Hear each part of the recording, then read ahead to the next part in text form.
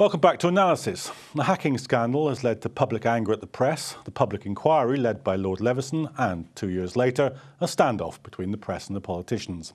The government is proposing a royal charter which will underpin the industry's self-regulation. The media owners' version of the royal charter was rejected by the Privy Council earlier this year. The official draft, agreed by all three main political parties, is due to be put forward to the Privy Council next week, but the press don't accept it. So, as the political establishment fall out amongst themselves, does this royal charter offer any redress for those hacked or abused by the media? Joining me in the studio to discuss this is Paul Charman, Senior Lecturer of Journalism at London College of Communication, Jane Winter, founder of the British Irish Rights Watch and victim of phone hacking, and joining us on the phone is Bob Satchwell, Executive Director of the Society of Editors. But first, let's take a look at this VT. There's 1 week to go until the final draft Royal Charter on press regulation goes before the Privy Council. Since the release of the Leveson report in November 2012, the issue of press regulation has been used as a political football by all three main parties. A collection of editors and proprietors under the auspices of the Press Standards Board of Finance, or PressBOF, put forward their own plans for a Royal Charter on press regulation, but this was rejected by the Privy Council. The charter set to go before the Council next Wednesday is one finally decided upon by the leaders of the main three political parties in a rare moment of non-partisan agreement. A number of points have proved particularly contentious for newspaper editors. Papers which do not sign up to the system could find themselves liable for excessive penalties if successfully sued.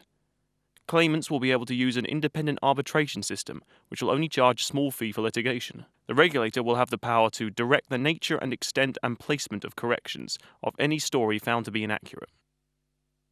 Although phone hacking was the spark that touched off the debate over regulation of the press, there have been many more incidents feeding into the discussion in the years following the hacking of Millie Dowler's phone. In recent months, the Daily Mail and The Guardian have been trading barbs over each other's reporting. The Mail has joined a chorus of politicians and security experts in condemning The Guardian's reporting on a leak of files detailing massive surveillance by the state by the whistleblower Edward Snowden, while The Guardian has retorted by laying into The Mail over its attack on the Marxist father of Ed Miliband, which prompted demonstrations outside the paper's office.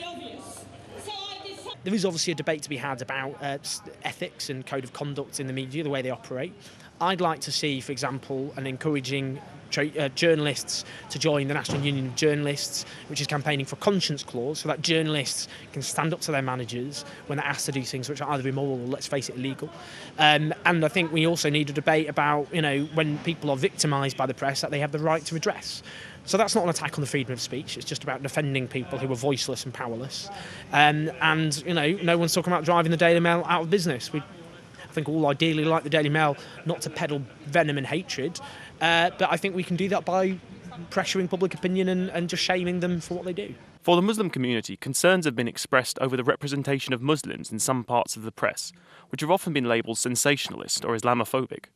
According to the final Leveson report, the identification of Muslims, migrants, asylum seekers and gypsies or travellers as the targets of press hostility and/or xenophobia in the press was supported by the evidence seen by the inquiry. We've had the right-wing press in this country for too long define who is British and who isn't, and what is and what isn't. And we've seen that targeted at the Muslim communities of London, where our loyalties have been questioned, very similar to the Catholics in medieval times. I think it's a poignant moment in the British public's relationship with the press, and the press have got to get their act together with next week's Leveson report, and I trust they will move away from self-regulation completely. Speaking at the London Press Club last night, Guardian editor Alan Rusbridger criticised the charter. What journalists have to do is create something clearly independent of politicians and the press, and we would get a lot of support from the public.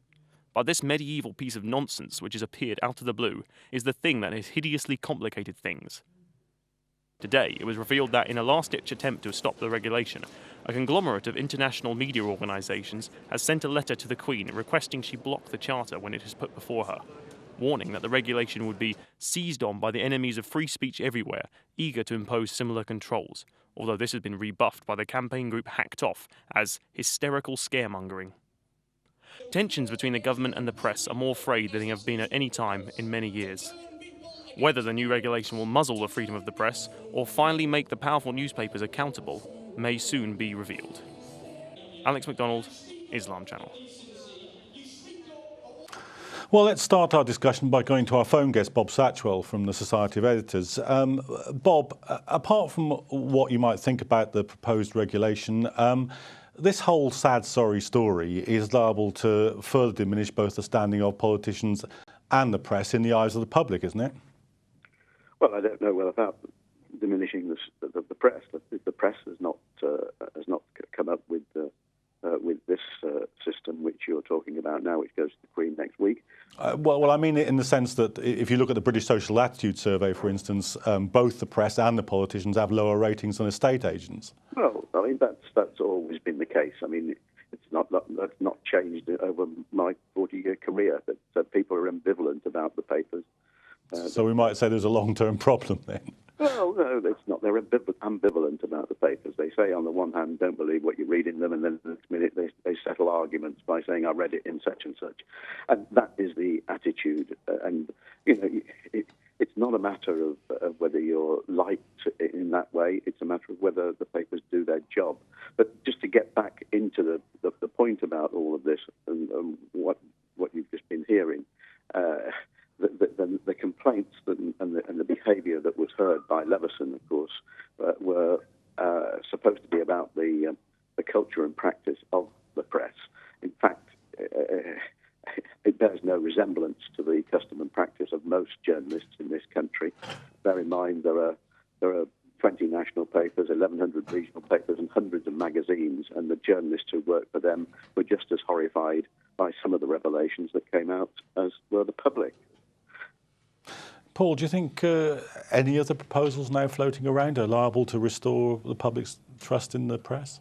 Well, I think actually they are a strengthening of the system that we have at the moment. The arbitration courts will probably work on the basis of the Press Complaints Commission's existing code of conduct, which prescribes a whole range of activities like privacy, harassment, and where so-called ordinary people can go and get redress, and that's likely to have actually more teeth through the arbitration system. There is some controversy over the fees that newspapers would have to pay whenever a complaint is made, and many in the local and regional press are feeling the pinch because of the impact of digital. But I think the main point to remember here is that effectively all the abuses of the press, abuses by the press, which kicks off this entire debate, have actually been remedied by the current system or the press itself. The News of the World was brought down by another newspaper which investigated phone hacking, or the phone hacking of Millie Dowler. And it really was that particular case which tipped the balance and persuaded the Prime Minister one afternoon to call for a public inquiry under Leveson. We have a pretty robust system of regulation already. We have libel, contempt of court, breach of confidence, a new European privacy law in place. So how did it all happen then? Because some journalists... Well, if it's that good, it shouldn't have happened. Partly because of new technology. Some journalists broke what was a vague law at the beginning of mobile phones. The initial advice from lawyers was that if you listened to a message after the recipient had listened to it, it wasn't an offence. This came from the DPP, the Director of Public Prosecutions. So some journalists, very competitive journalists in the tabloid end of the market, in view of that ambiguity, persisted in phone hacking. It's worth noting that on Monday at the Old Bailey, the trials of up to 60 journalists starts on criminal charges of phone hacking. So, I mean, that must be a remedy in itself. Okay. And we just go back to Bob on this a minute. Bob, what Paul was saying is partly to do with new technology, and that's no doubt a fair point. But some of the stuff that we've seen recently, I mean, the Mail on Sunday sending journalists off to a relative of Ed Miliband's funeral. I mean, that's good old-fashioned muckraking, isn't it? Well, it was good old-fashioned piece of silliness which the editor immediately apologised for and then suspended two journalists. That was the system working, for goodness sake, and that's the problem, that people don't understand that. But isn't the problem with that? The point that Paul's just made and the point that you're making now, isn't the problem with that this is all after the fact? People are looking for a system which stops them doing it in the first place. Well, the industry has proposed a new system, which is exactly what Lord Justice Leveson asked the industry to do, to come up with a new system which was voluntary and independent. And that's all almost ready to go and could be in place by early in the new year. And the new Independent Press Standards Organisation would fulfil everything that Leveson suggested. It would have £1 million fines. It would have orders for editors to correct prominently and up front and all that sort of thing. But the answer to your question is that okay, some people may misbehave from time to time, but that's a bit like saying we want to stop people being burglars. You can't have it. You can't have a system which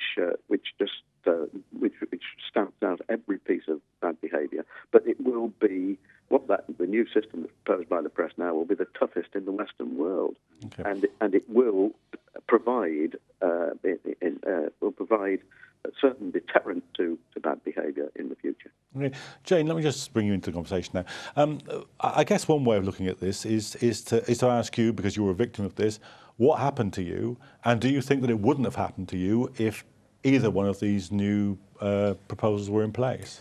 Well, I don't think that the Royal Charter that was proposed by the press would have given me any redress, because it didn't include arbitration.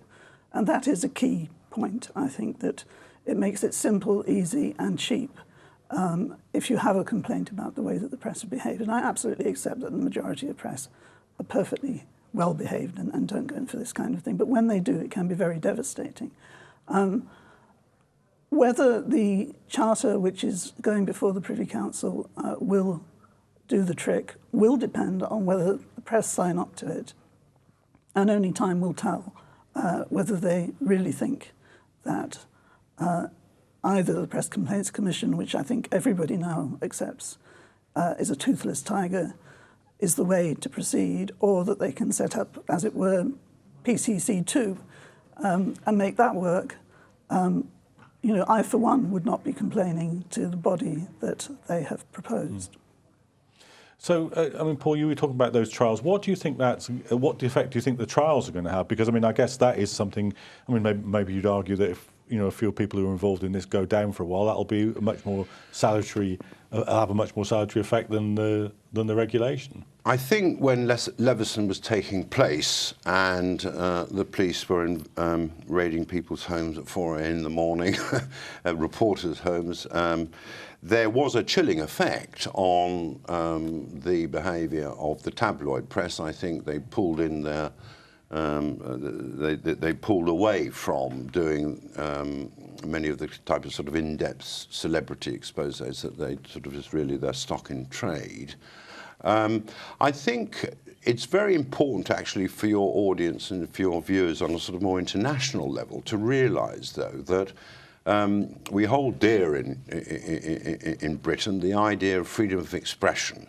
And the freedom of expression includes the freedom to be rude, actually, or actually insult.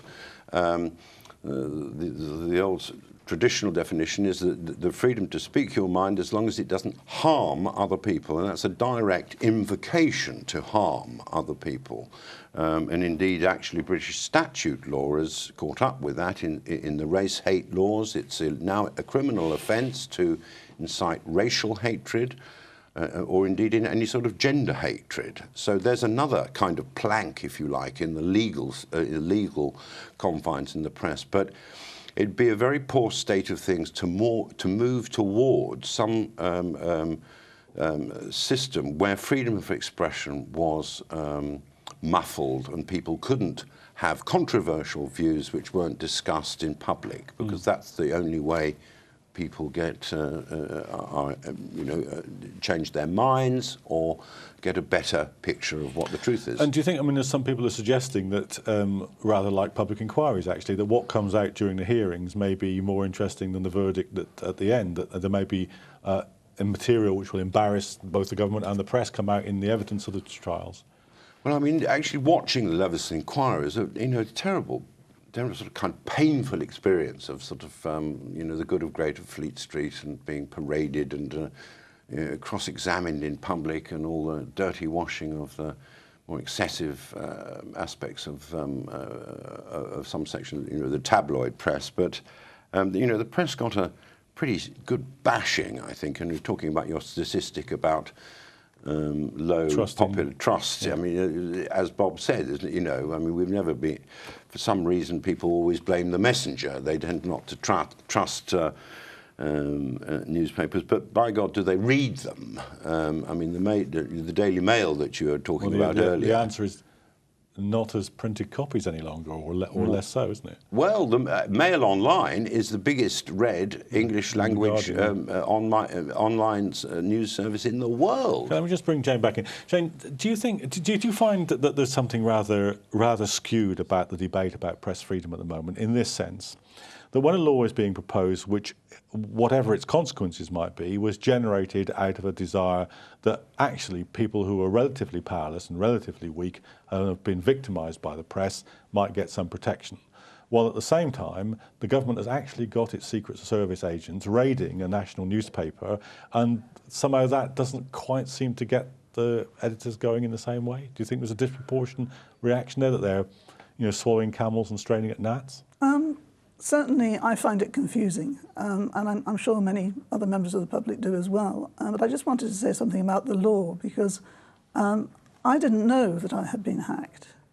And I think... How did you find out? I found out because I was working for a charity, and one of the people I was trying to help was told by the police that his computers had been hacked and that emails from me to him had been found on the hacker's computer. That's how I found out. I had to contact the police myself to find out whether this was true and whether I was in fact a victim. Yes, because it was that sort of amazing moment where the police said, if you feel you've been hacked, do give us a ring and we'll let you know. So you're one of those people. Yes. And the point about the law is that you need the law to go hand in hand with effective and independent self-regulation, because you need papers to actually understand where the lines are and what they can and cannot do. And I think what is being proposed, and it's at a very early stage at the moment, and it will be up to the press to sign up to it, but if they do sign up to it, then it will be possible for a paper, for example, that wants to do a huge and contentious investigation, to go and discuss it with that body and find out where the lines are and actually get more support for the work that they're doing, rather than having to fight it out in the press, suck it and see if it works. So I think there are some real advantages to proper self-regulation, and that without that, many things that are going wrong will never come to light. It was just luck that I found out. What do you feel about the reaction to the proposal from the press, which isn't kind of, we think this is a bad law and we're going to campaign against it. It's more kind of, actually, we don't like this and you can't work it without us, so too bad? I'm afraid it sounds very arrogant to me, as did the whole hacking scandal, that it seemed like there was one law for everybody else and a different law for certain members of the press. Can I just make one point? I think you'd agree that it's ironic that after phone hacking by the press, we have exposures of massive phone hacking by the states. I mean, the news this morning about there's a huge spat between America and France, and Angela Merkel's mobile has been hacked by the American secret services. So, I mean, and the government is taking action against the paper that told us about this. Yes. So, I mean, I don't think anybody, any American or British spooks, are going to end up before anything like a Lord Leveson inquiry. But, I mean, what alarms the press, and this is in the context of a long battle which goes back 300 years to the lapsing of the Licensing Act, when the King had to approve, or King's ministers had to approve, anything that was written, books even, the end of a tax on newspapers in this country. The so-called taxes on knowledge only expired in 1855, the middle of the 19th century, to actually stop ordinary working class people having being exposed to the newspapers, to price them out of the market. So, the insistence by the politicians that there is this 2/3 majority rule that, can only be changed, but it could be changed if there's a 2/3 majority to change what's before statute at the moment, just, rings alarm bells with a press which has a long tradition of fighting off state interference. And the conscience clause, what do you think about that? The conscience clause, you have to. Well, I think the idea that perhaps that Owen Jones was talking about in the video at the beginning of the programme, that one way of dealing with press is to give journalists more power to stand up to what they're. I've always believed in that right from in my early days as a junior reporter. I actually thought one of the roles of the National Union of Journalists, of which I was a member right from the start, should have been to protect reporters and journalists who are asked to do things which they believed to be wrong, like intrusive door knocks on, the houses of people who have had a tragic loss in the family through an accident or a crime. I just asked Jane about this as well, because in many ways this is where one place where this kind of behaviour could be stopped before it happens, because the NUJ is campaigning over this right. We know that some of the most Islamophobic stories in the Daily Star were stopped by journalists saying, "Come on, guys, this won't work." So is that something that you think that we're paying too little attention to, perhaps? Well, certainly I would very much welcome more protection for journalists, having worked in Northern Ireland where journalists were risking their lives and lost their lives just for doing their job. And also being the daughter of a journalist myself, I really strongly believe in the protection of journalists, and I also believe very strongly in the freedom of the press. And believe me, if at the moment the current Royal Charter, which is meant to be signed off on next week, if that does come into being, then it actually says specifically that the self-regulatory body will not be able to tell a newspaper what to print or stop it from printing anything at all. It won't have that power. It specifically says you can't do that. The 2/3 majority argument, I think, is spurious, because I, for one, will be out on the streets if a 2/3 majority tries to take away that, because I believe strongly in the freedom of the press and the right to be rude, and the right to get it wrong occasionally. Yes. But what there must be is a mechanism for redressing the balance, because the newspapers are so powerful and people like me are so powerless that there needs to be some mechanism in between to sort it out when it does go wrong. I generally agree with that. I think that everything that the newspaper companies themselves, through the independent Ipsos, the regulator, it is a strengthening of the existing arrangements, and it's making the whatever the PCC is going to be called, it will make it proactive, and so that it can investigate breaches, it can go into newspaper offices, it conduct inquiries, which is a major concession, I think, already on behalf of the press. What newspaper people or press people, media people don't want is laws impacting on their behaviour. Well, I'm afraid that's where we're going to have to leave this fascinating discussion on press freedom, but it surely won't be the last time we discuss it. So for that and other international and domestic news and analysis, do rejoin us in future editions of Analysis.